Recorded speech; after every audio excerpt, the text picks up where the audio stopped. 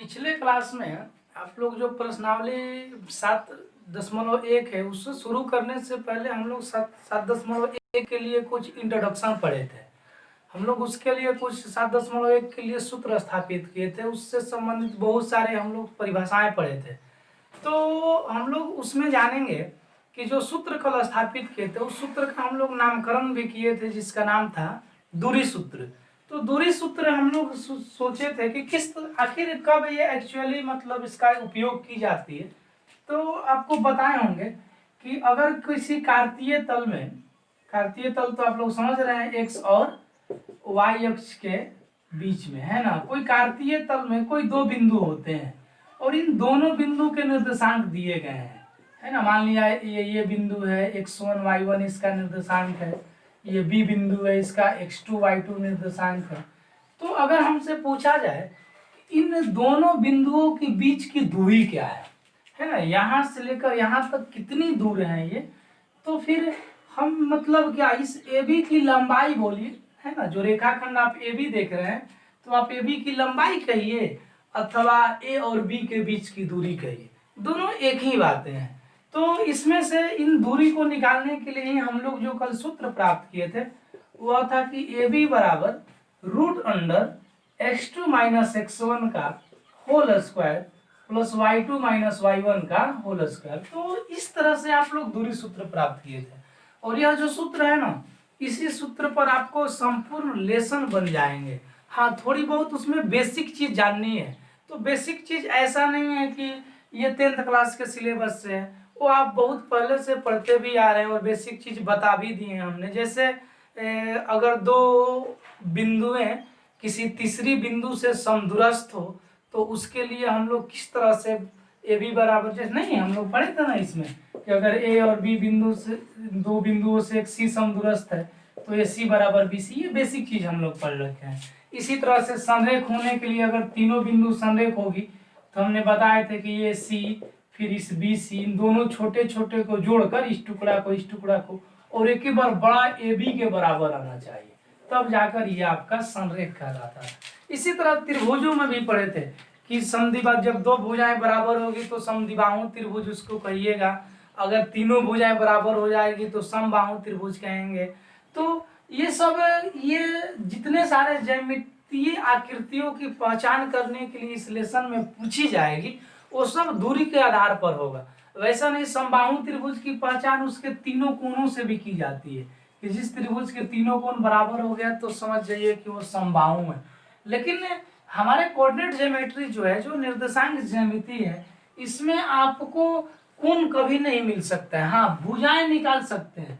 भुजा इसलिए निकाल सकते हैं क्योंकि अगर निर्देशांक दिया रहेगा इस तरह से तो आप दूरी सूत्र के उपयोग करके आप इसके भुजा निकाल सकते हैं, इसका मान इसका मान इसका मान, और तब चेक कर सकते हैं।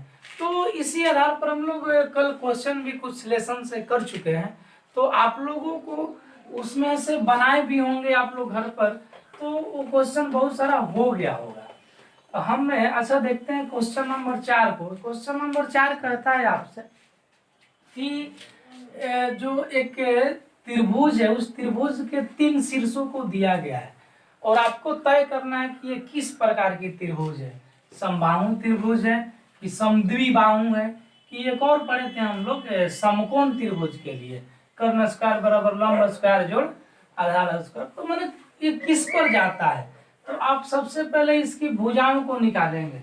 अगर हम इनकी भुजाओं को निकालें, ए बी को फिर बी सी को फिर ए सी को, तो देखेंगे कि क्या इसमें दो को बराबर होता है या तीनों बराबर है या फिर कर्ण स्क्वायर बराबर लंब स्क्वायर जोड़ आधार स्क्वायर के रूप में जा रहा है। तो 3 ही तो हम लोग कल पढ़े हैं। हम लिख दिए कि मान लिया इस ए इतना निर्देशांक दिया है क्वेश्चन में, बी सी, ये किसी त्रिभुज के 3 शीर्ष है। अब सुनिए, हम लोग तीनों भुजाओं को बारी बारी निकालेंगे। सबसे पहले ए बी को आप निकालिएगा। अगर ए बी हमें चाहिए तो ए बी के लिए सूत्र आप तो जानते हैं, दूरी सूत्र x2 माइनस x1 का होल स्क्वायर और y2 माइनस y1 का होल स्क्वायर।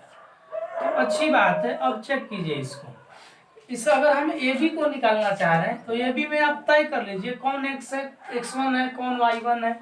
तो अगर आप बिंदु ए बी के लिए बात करते हैं, एकदम आराम से पहले यह लिख दीजिए कि ए बी के लिए अब आप तय कर लीजिए पहला ही कौन इसमें x1 होगा। देखिए ये एक ए बी में, अगर ए बी के लिए बात करें तो इससे कोई मतलब नहीं है, ये x1 ये y1 नहीं जी, ये x2 और ये y2।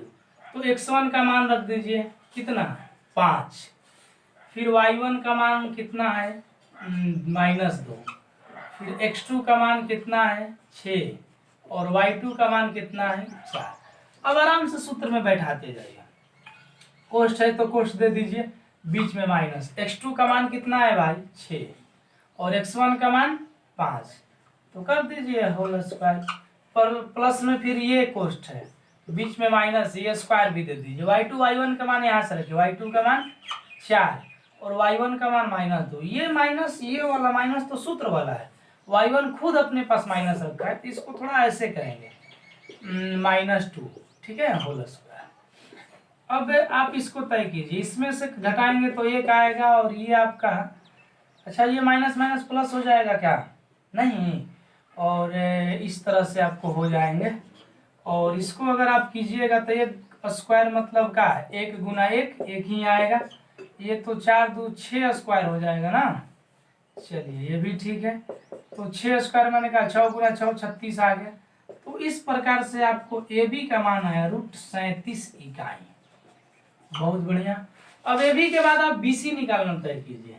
अब देखिए बी सी तो ये है, आराम से आप यहाँ पर लिख दीजिए बी सी के लिए,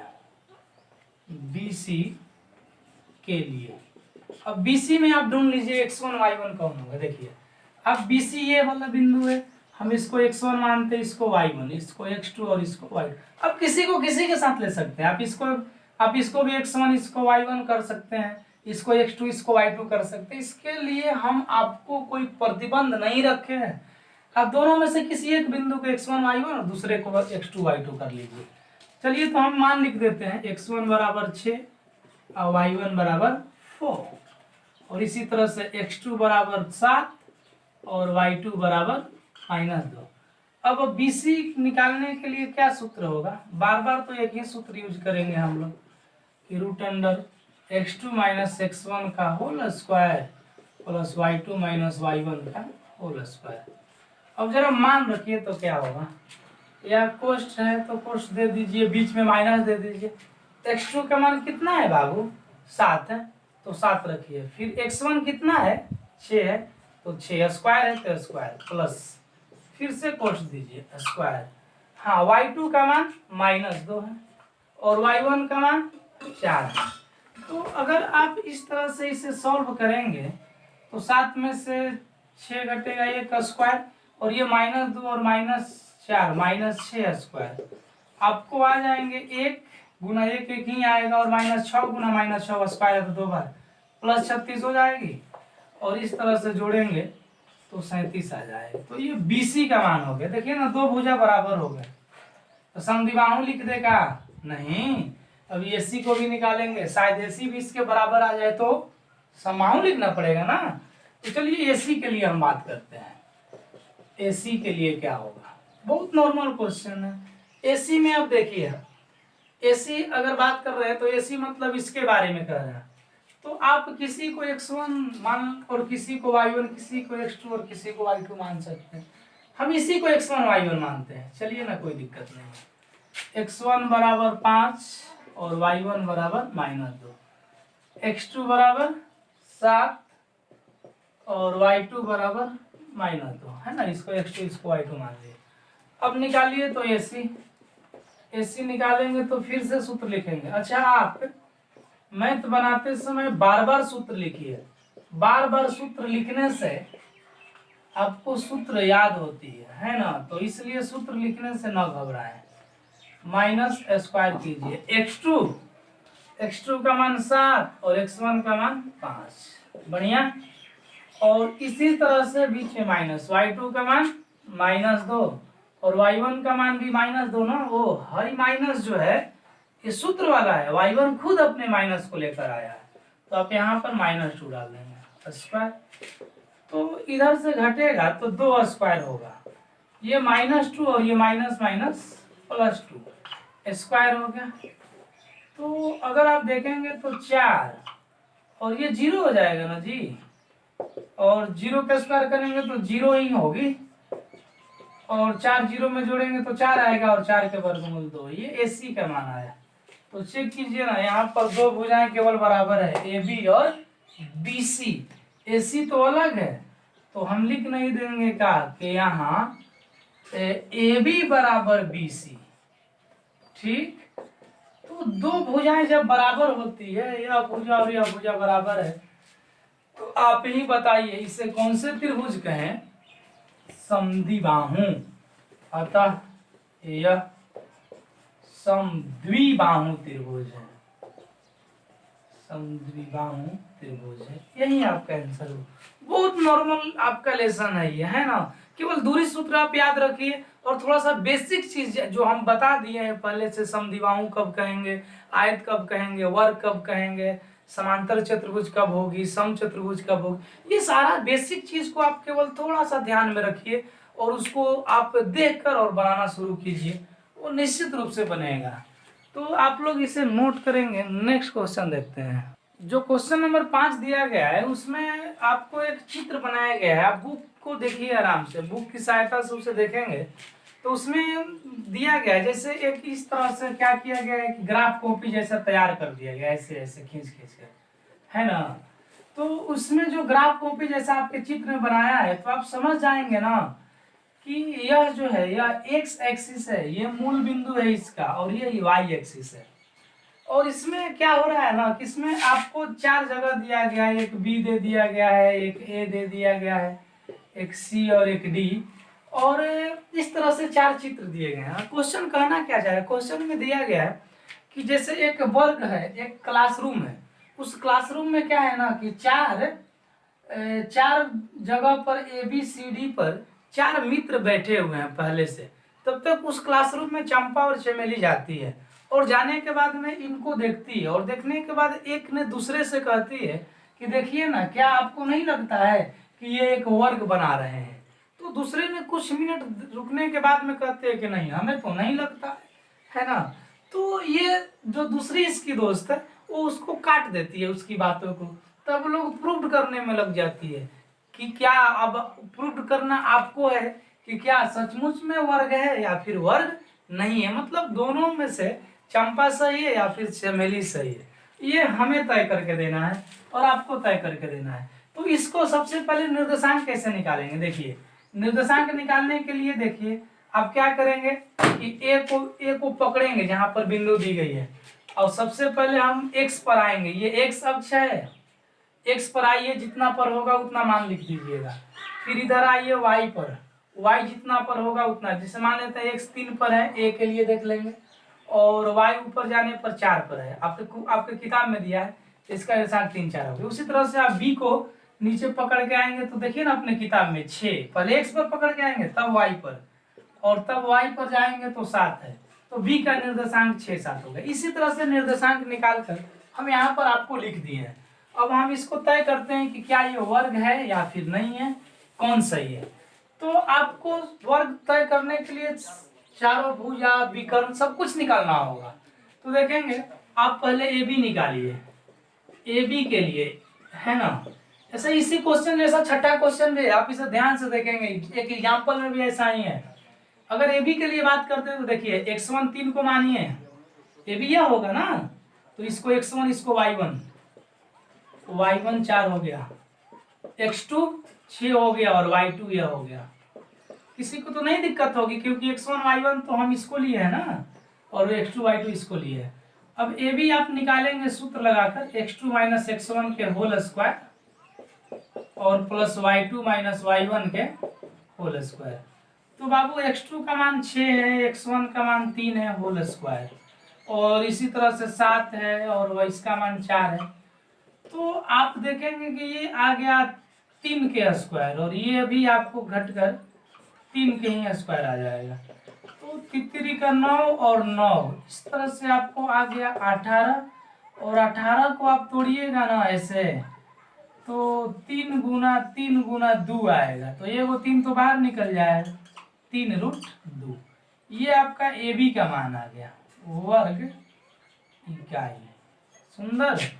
चलिए, तो ए बी अगर आप निकाल लिए तो ए बी के बाद में बी सी निकालिए।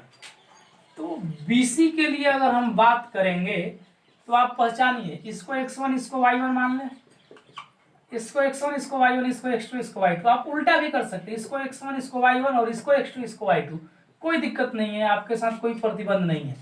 x1 का मान क्या दे दें हम, 6, y1 का मान 7, x2 का मान 9 और y2 का मान 4। तो फिर BC बराबर क्या सूत्र लिखे, x2 माइनस x1 का होल स्क्वायर और y2 माइनस y1 का होल स्क्वायर। बार बार एक ही काम करने, एक ही सूत्र लगाने हैं आपको।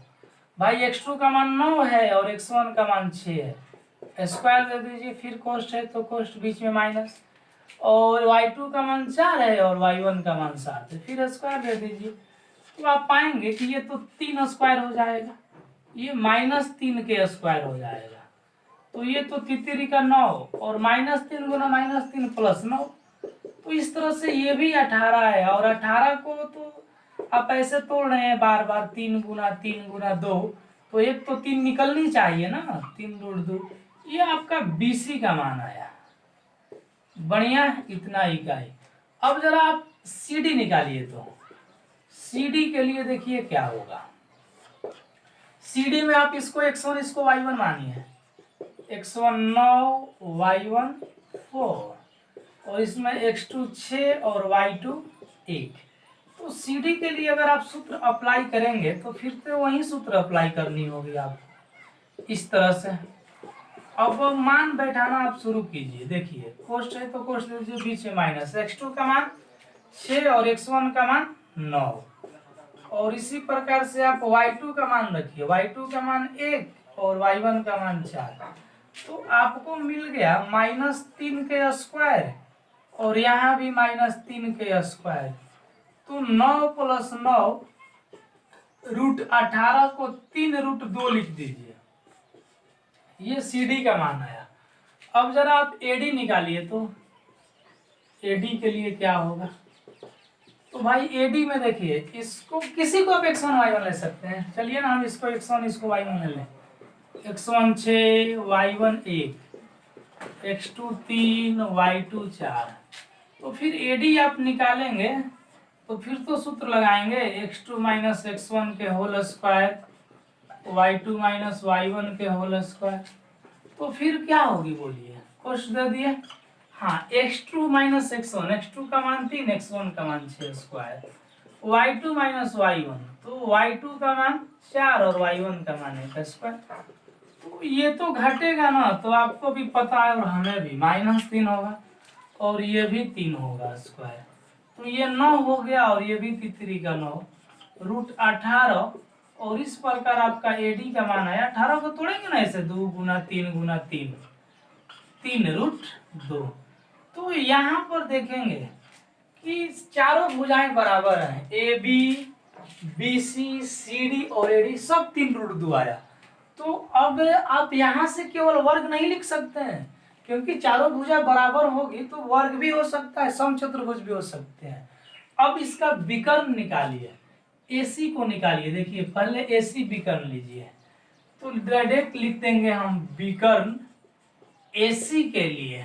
बोलिए ना क्या लिखे, x1 3 और y1 4, x2 9 y2 4। तो अगर आप AC निकालेंगे तो x2 माइनस x1 का होल स्क्वायर करने के लिए पहुंचेंगे और y2 माइनस y1 के होल स्क्वायर। तो बाबू x2 9 है और x1 3 है, और इस तरह से इसमें y2 भी 4 और y1 भी 4।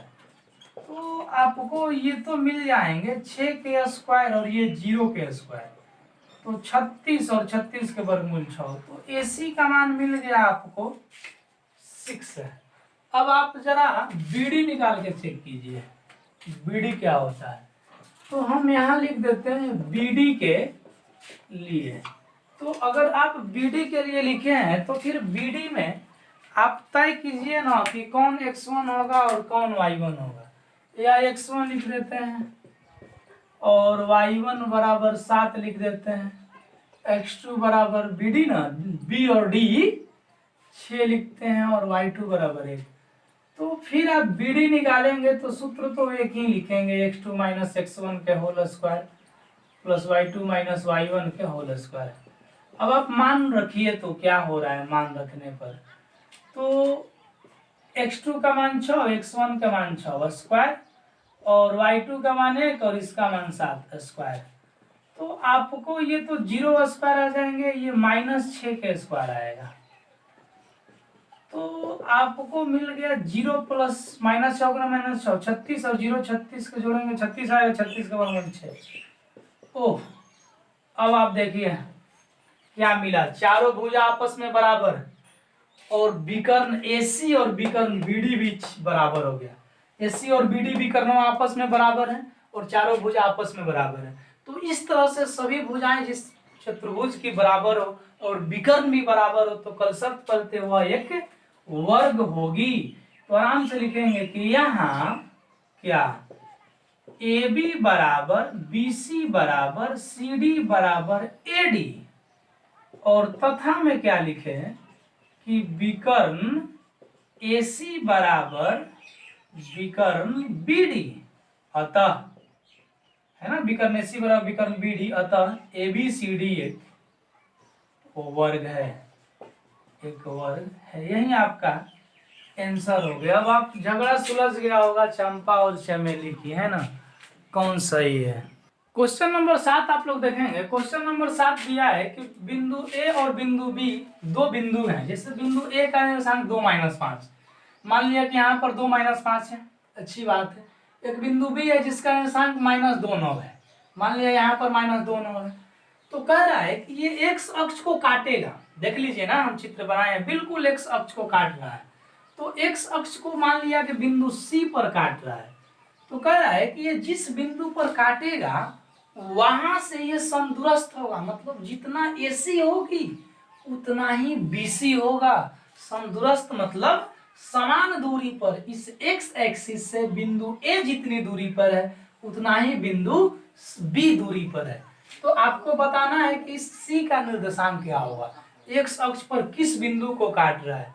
अब जरा सोचिए आप, अगर ये x एक्सिस है और x एक्सिस पर मान लेते हैं कि यहाँ पर ये 0 1 2 3, कोई कहे कि यहाँ पर एक बिंदु है, इस बिंदु का निर्देशांक बताइए। तो सबसे पहले आप इस बिंदु को x पर देखेंगे कहाँ है, x पर 2 पर है, और y पर देखेंगे कहाँ है, वो 0 पर है, तो 2 0 हो जाएगी। इसी तरह से यहाँ पर कोई बिंदु हो और कहा जाए कि इस बिंदु का निशान, तो x पर तो 3 है लेकिन y को पकड़ के जाइए, ये ना y वाला है, y को पकड़ के जाइए, देखिए y वाला ये है, कहाँ इस पर मिल रहा है 0 पर। तो इसका अर्थ है कि अगर कोई x अक्ष पर बिंदु हो तो उसका y निर्देशांक 0 होता है। आप लोग नोट में भी याद रखेंगे, इससे 1 नंबर में क्वेश्चन पूछी जाती है कि x अक्ष पर y निर्देशांक, ठीक है ना, 0 होती है और इसके विपरीत, है ना, अगर y निर्देशांक पर, y अक्ष पर बात करेंगे किसी बिंदु की तो x निर्देशांक 0 होगा। जैसे देख लीजिए यहाँ पर मान लिया 1 हो गया, ये 2 हो गया, कोई पूछे किस बिंदु का निर्देशांक, तो सबसे पहले इस बिंदु को पकड़ कर x पर आएंगे, तो पकड़ देखिए ये x वाला लाइन है, पकड़ के आइए, x पर 0 मिल रहा है 0, और y पर तब जाएंगे y पर 2 मिल रहा है, देखिए ना, शुरू वाला x का मान 0 और y का मान 2। माने आप इस एक्सिस पर इधर से लेकर इधर तक कहीं भी आप कूदिएगा, है ना, आपको हमेशा x की वैल्यू 0 मिलेगी। तो आपका दूसरा नोट होगा कि y अक्ष पर x निर्देशांक क्या होंगे, 0 होंगे। समझे क्या जी, अच्छी बात है। तो इस तरह से आप लोग x निर्देशांक ये नोट के रूप में आप लोग याद रखेंगे। तो हम यहाँ पर बिंदु C लिए हैं, आप ही बताइए कि x अक्ष पर C है, लिख दे रहे हैं पूरा पूरा कि चूंकि C x अक्ष पर है तो आप ही बोलिए सी का जो y कोऑर्डिनेट होगा, y निर्देशांक होगी वह 0 होगी। तो इसका निर्देशांक एगो तो मालूम चल गया, y वाला 0 होगा, लेकिन x वाला क्या होगी, कुछ ना कुछ तो होगा। मान लिया कि a है ना, a है, स्मॉल a मान लेते हैं, x अक्ष पर है। तो मान लिया सी a0 है। अच्छी बात है, जब a0 है ना तो अब बढ़िया है। अब चूंकि कह रहा है कि c से a जितनी दूरी पर है उतना ही b दूरी पर है, तो एक काम करेगा, हम AC निकाले फिर BC निकाले फिर दोनों को बराबर कर दें। हाँ वही करेंगे, चूंकि दिया है समदूरस्थ है। तो लिखेंगे कि AC के लिए, अब आप ही बताइए, AC में x1 2 और y1 -5 और x2 a और y2 0। तो अब AC निकालने चलिएगा तो शायद इस तरह का आप सूत्र लिखेंगे, शायद क्या कॉन्फॉर्म लिखेंगे, है ना। तो इसमें क्या होगी कि x2 की वैल्यू तो रखेंगे a और 2 होल स्क्वायर, और y2 की वैल्यू भाई 0 माइनस, और देखिए y1 खुद माइनस लेकर आया -5, बढ़िया। तो इस प्रकार आप चेक कीजिएगा तो देखिए क्या मिल गया, a-2 के होल स्क्वायर, तो होल स्क्वायर करिए a-b के होल स्क्वायर, a स्क्वायर -2 गुना a गुना इतना आ जाएगा 4a प्लस b स्क्वायर, तो 4 हो जाएगा। और ये तो 5 के स्क्वायर हो जाएगा, नहीं 5 के स्क्वायर डायरेक्ट लिख दे, 25 लिख दे रहे हैं यार। अब कितना एक को लिखना पड़े, a स्क्वायर -4a प्लस 29 हो गया। ये किसका मान है, ये तो मान AC का है। चलिए अब थोड़ा सा हम BC का देखते हैं, BC के लिए है ना, AC के बाद BC आया। तो बोलिए x1 आप किसे भी मान सकते हैं, ये को मानिए ना, y1 0 को, x2 -2 और y2 9। तो फिर आप क्या कीजिएगा, BC के लिए सूत्र लगाइएगा, √x2 - x1 का whole square plus y2 - y1 का होल स्क्वायर। वैसे साफ कर देते हैं। तो आप इसमें सूत्र बैठाइएगा तो देखिए क्या मिलेगा, -x2 का मान कितना है और -2, और x1 का मान है whole square plus y2 - y1, y2 का मान भाई 9 है, y1 का मान 0 है होल स्क्वायर। अच्छा इसको कौन से सूत्र पर लगाए, -b का होल स्क्वायर की a प्लस b का होल स्क्वायर, जब दोनों माइनस में हो ना तो a प्लस b का होल स्क्वायर लगता है, क्यों लगेगा चेक कीजिएगा, यहाँ पर होल स्क्वायर है। एक काम कर सकते हैं, दोनों में से हम माइनस कॉमन ले सकते हैं, नहीं क्या, माइनस लेंगे तो ये बचेगा, 2 बचेगा ना जी, और ये a बचेगा प्लस में, और चूंकि स्क्वायर सबके हैं तो सबका स्क्वायर करेंगे। तो आप ही बोलिए ना, स्क्वायर करने पर हर माइनस गुना माइनस प्लस हो जाएगा, और हर ये प्लस b का होल स्क्वायर नहीं हुआ, इतना तो आपको समझना चाहिए। तो a प्लस b का होल स्क्वायर करेंगे तो a square plus 2ab plus b square, और ये तो 9 9 81 हो जाएंगे। तो आपको कुल मिला के मिल गया a स्क्वायर प्लस 4a, और आपको ये मिल जाएगा 81 और 4 85, ये BC का मान आया। लेकिन आपसे प्रश्न क्या कर रहा है कि A से C से जितनी दूरी A को है उतना ही दूरी B को है। तो लिखेंगे लेकिन प्रश्न से A एवं B क्या X अक्ष से क्या है, समदूरस्थ हैं। तो भाई जब समदूरस्थ होगा तो जितना AC होगा उतना ही ये BC होगा, नहीं BC होगा। तो AC का मान आपको दे दिया √a स्क्वायर -4a प्लस 29, और आपको BC का मान हम लाए हैं a square plus 4a plus 85। अच्छा रूट से रूट कट जाएगा, किसी को एतराज है क्या, रूट से रूट कटा सकते हैं, या फिर दोनों तरफ स्क्वायर कर दीजिएगा ना तो अपने आप रूटवा गायब हो जाए। समीकरण में तो दोनों और बराबर के स्क्वायर कर सकते हैं हम, तो ठीक है।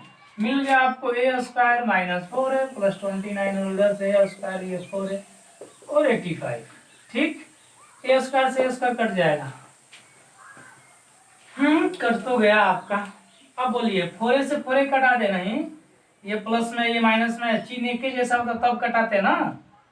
इसको इधर लेकर आइए, देखिए -4a माइनस 4a 85 माइनस 29, ये आपका -8a हो गया, और ये 15 में से 9 जाएगा 6 हो जाएगा, और ये आपका 7 में से 2 गया 5।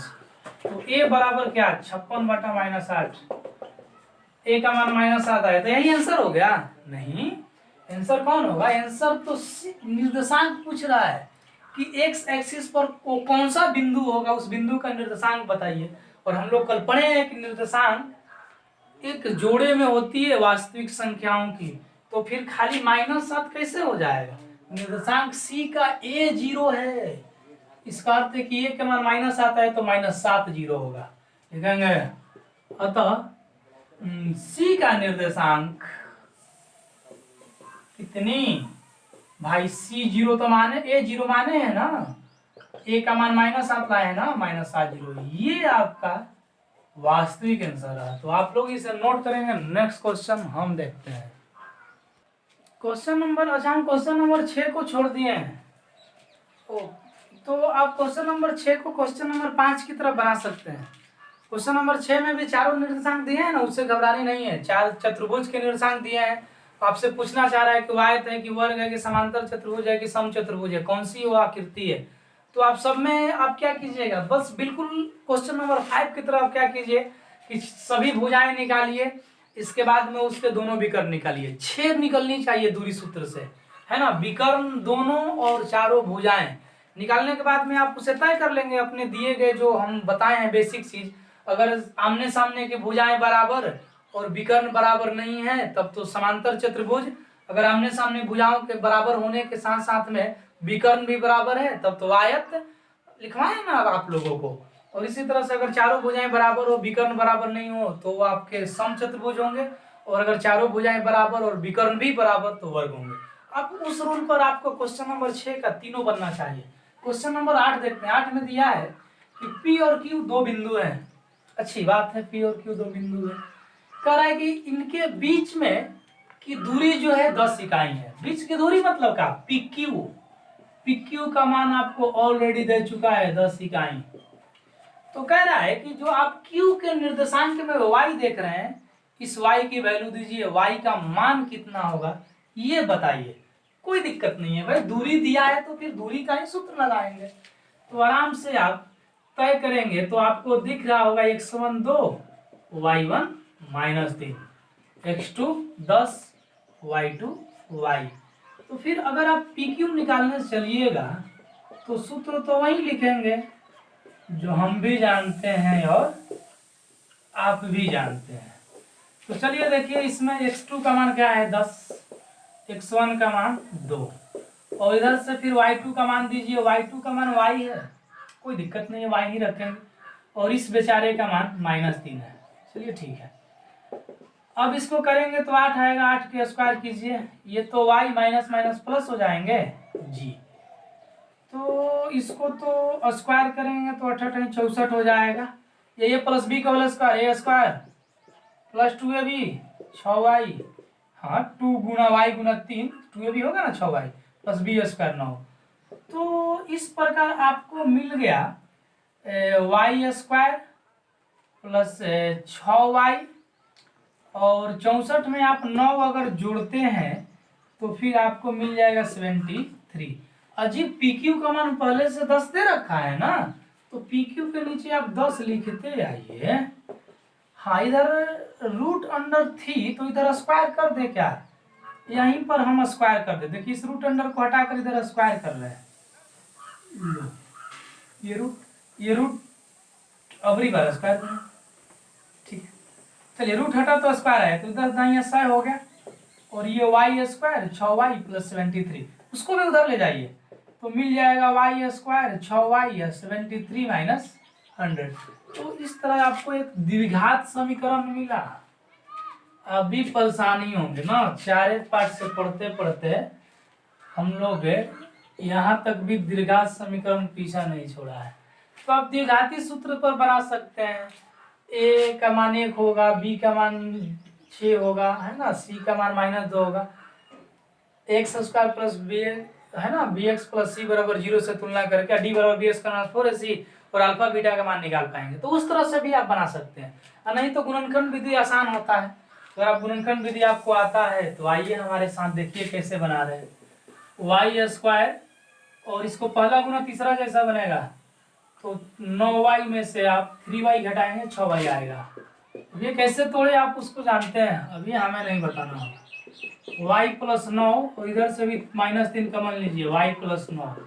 तो ये काम करते हैं ना, ये वाले के एक साथ लिखते हैं, ठीक है, और दोनों कोष्टों में से तो एक कोष्ट लिखते हैं ही लिखते हैं, दोनों को बारी बारी 0 के बराबर करते हैं, एक बार इसको एक बार इसको।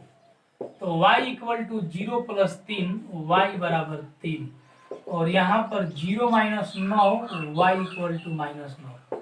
तो y की दो मान आया, क्या, एक 3 और दूसरा -9।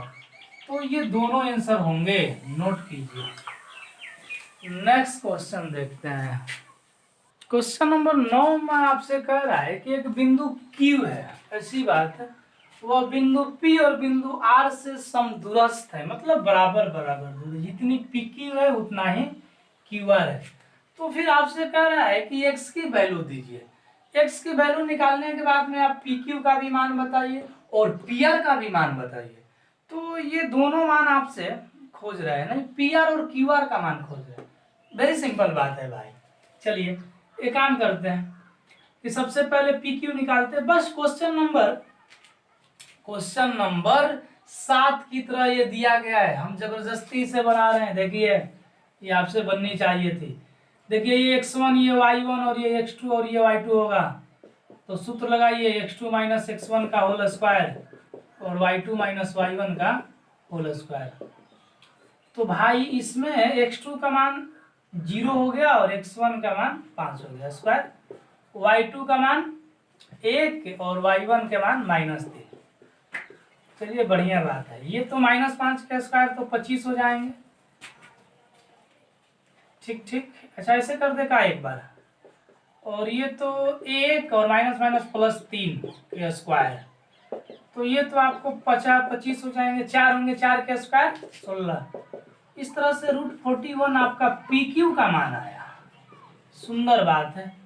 तो PQ का मान इतना आया। अब QR का मान निकालिए। तो QR कितना होगा, लिख दीजिए। QR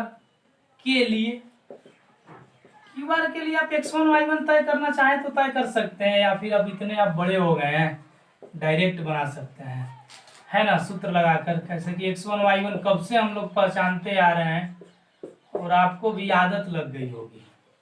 चलिए x2 माइनस x1 कीजिए। x2 का मान, ये x1, ये y1, ये x2 और ये y2, नहीं QR के लिए इसको तो ढक ले रहा है।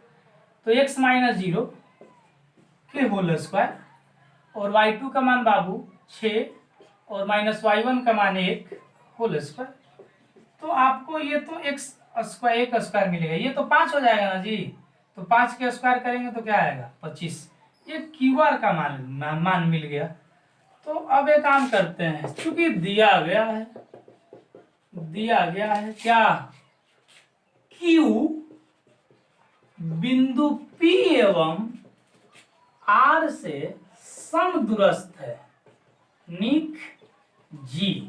तो इसीलिए PQ बराबर QR। तो इतना लिख दिए। अच्छा भाई, तो आप PQ और QR को तो बराबर करना चाहेंगे, क्यों नहीं। QR का मान कहाँ है, यहाँ पर है, √x² प्लस 41। रूट कट जाएंगे, या फिर दोनों साइड स्क्वायर करेंगे तो रूट हट जाएगा। अरे यार इसमें तो आपको नहीं, 25 ना है, x² प्लस 25 है। तो आप 41 और माइनस में लाइए 25 को, x², या आपको घटेगा तो भाई 16 होगा ना, √x। तो फिर x की वैल्यू क्या दे दें, x की वैल्यू 16 के वर्गमूल प्लस -4। तो x का मान आपको आ गया +-4। फिर आपसे QR पूछ रहा है, तो QR कैसे निकालिएगा, QR कैसे निकालेंगे, यहाँ से निकालेंगे, यहाँ से निकाल लेंगे। QR का मान क्या दिया है, x² प्लस 25, तो रूट अंडर एक्स का मान 4² या फिर -4 का स्क्वायर करेंगे तो भी कोई अंतर नहीं पड़ेगा। तो आपको मिलेगा 16 + 25 कितनी, √41। और अगर आपको पी आर चाहिए तो क्यू आर का तो पी आर के लिए क्या करेंगे, पी क्यू और क्यू आर को जोड़ देंगे। नहीं, क्या जोड़ेंगे, अरे जोड़ेंगे भाई। तो पी क्यू का मान भी हम निकाले हैं √41 और यहाँ भी निकाले हैं क्यू आर का मान भी √41, तो लिख दे √82।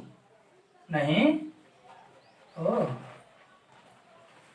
एक √41 है, एक √41, 2 √41। रूट को आपको बताएं एक्स की तरह बिहेव करना है, लास्ट में लिख दीजिए। अतः एक्स बराबर +-4, क्यू आर बराबर √41 और पी आर बराबर 2 √41। इकाई सब में लिख दीजिएगा, मात्रक नहीं है तो इकाई उसके जगह पर लिखना जरूरी है। यही आपका आंसर हो गया। तो क्वेश्चन नंबर 9 हो गई। इसी आधार पर आपके लेसन में भी, उदाहरण में भी क्वेश्चन दिए होंगे, आप खुद करेंगे। एक लास्ट क्वेश्चन बनाते हैं। क्वेश्चन नंबर 10 देखिए। क्वेश्चन नंबर 10 में दिया है कि एक बिंदु XY है जो बिंदु 3, 6 और -3, 4 से समदूरस्थ है। तो हम यहाँ पर XY को C मान लेते हैं और इसको A मान लेते हैं, इसको B मान लेते हैं। अब सोच रहे हैं क्या सर, इसमें लिख रहे हैं मान लिया, पिछले क्वेश्चन में मान लिया नहीं लिखे थे। वो नहीं लिखेंगे पिछले क्वेश्चन में, वो इसलिए नहीं लिखे हैं क्योंकि पिछले क्वेश्चन में बिंदु का नाम PQR नामकरण करके दिया हुआ है खुद क्वेश्चन में। यहाँ पर नामकरण नहीं किया है, ये हम नामकरण दे रहे हैं ABC, तो फिर तो हमें तो मानना होगा ना, बिल्कुल, इसलिए हम यहाँ पर माने हैं। तो उससे कंफ्यूज नहीं होना है, किसी क्वेश्चन में लिखते हैं मान लिया और किसी में नहीं लिखते हैं। अब थोड़ा समझने की कोशिश कीजिए। जिस क्वेश्चन में दिया रहता है नामकरण करके बिंदु PQR इतना इतना है, तो ऐसे की जाती है। अब जिसमें नामकरण नहीं किया गया तो फिर हम ABC तो नामकरण करेंगे। इसी तरह का आपके उदाहरण में भी क्वेश्चन एक दिया गया है कि एक्स और वाई के बीच संबंध दिखाइए, जिसमें बिंदु फलना चिलना देखना जो भी है इस तरह का दिया हुआ है, तो उसको देख लेंगे। यहाँ पर देखेंगे कि दिया है कि बिंदु समदूरस्थ है। भाई समदूरस्थ होगा तो जितना AC होगा उतना ही BC होगा। डायरेक्ट लिखे क्या, AC बराबर BC। तो आप सूत्र लगा दीजिए ना AC के, x2 - x1 का होल स्क्वायर। अगर AC के लिए बात करेंगे तो या x1 y1 या x2 या y2, तो x2 - x1 का होल स्क्वायर क्या होगा, x2 की जगह x है और x1 की जगह 3 है, ठीक है। y2 - y1 का होल स्क्वायर, y2 का मान भाई y है और y1 का मान 6 है, होल स्क्वायर। अब देखिए BC x2 - x1 तो -3 - x और y2 - y1 डायरेक्ट क्या लगा रहे हैं जी, सूत्र जी, तो भूलेंगे आप नहीं, रूट से रूट हटा दीजिए दोनों तरफ का। a - b का होल स्क्वायर, a² -2ab क्या होगा, 3 दूनी 6x प्लस b², ये भी a - b का whole square, a² -2ab plus b², और ये तो a + b का होल स्क्वायर हो जाएगा क्योंकि दोनों में माइनस है। अभी पिछले क्वेश्चन में हम समझाएं कि जब दोनों में माइनस होता है तो क्यों हम a + b का होल स्क्वायर लगाते हैं। तो स्क्वायर रहने पर तो a² plus 2ab plus b² और इस b a - b का होल स्क्वायर, a² क्या है, a² 16 -2ab प्लस b²। सुंदर, चलिए देखिए कटाइए, x²।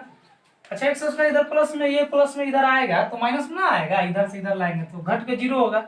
इसलिए बराबर के दोनों तरफ बराबर बराबर एक ही जैसे चिन्ह होने पर जो घटा देते हैं। y² प्लस में, ये भी प्लस में कट जाएगा, बराबर को उस तरफ है क्योंकि बराबर के इस तरफ आएगा तो माइनस में आएगा और घट के 0 आएगा। और कुछ कटेगा इसमें से, आप चेक कीजिए तो 6x माइनस में, ये प्लस में, अलग अलग चिन्ह नहीं कटेगा। और रही बात आपको y की, नहीं कटेगा, सबको इधर लाइए, -6x और ये -6x ला दीजिए, बढ़िया है। फिर -12y और ये +8y, ये भी ला दीजिए। 36 9 कितना हो गया, 9 9 कट जाएगा का जी, जी कट जाएगा 9 9, तो इधर बच गया 36 और इधर बच गया 16, लेकर आइए। तो इस तरह से आपको मिल गया -12x, माइनस ये घटेगा तो बाबू 4y बच जाएगा और ये घटेगा तो 20। ये काम करते हैं ना, -4 सब में से कॉमन लेते हैं तो -4 लीजिएगा तो 3x प्लस y और ये 5 इक्वल टू 0। इसको ले जाकर भाग दे दीजिए, गुना में है तो भाग दीजिएगा आप, तो मिल जाएगा सीधे सीधे 3x plus y plus 5 equal to 0। यही आपका x और y में संबंध है। संबंध का अर्थ होता है समीकरण, ठीक है। रिलेशन, x और y में क्या रिलेशन है, कैसे रिलेटिव है ये, तो आपको इसके आधार पर एग्जाम्पल भी दिए गए हैं। तो इस तरह से आपका जो अध्याय 7.1 है वो समाप्त हो चुका है। आप एग्जाम्पल खुद से करेंगे, है ना, और हमें नहीं लगता है कि आपसे नहीं होगी। तो ठीक है, आप लोग इसे नोट कीजिए और आप एग्जाम्पल लेकिन ज़रूर करेंगे, क्योंकि आपको एग्जाम में एग्जाम्पल से भी क्वेश्चन दिए जाते हैं, इसलिए एग्जाम्पल करना बहुत ज़रूरी है आपके लिए। ठीक है, नोट करेंगे इसे। नेक्स्ट क्लास में नेक्स्ट लेसन देखेंगे।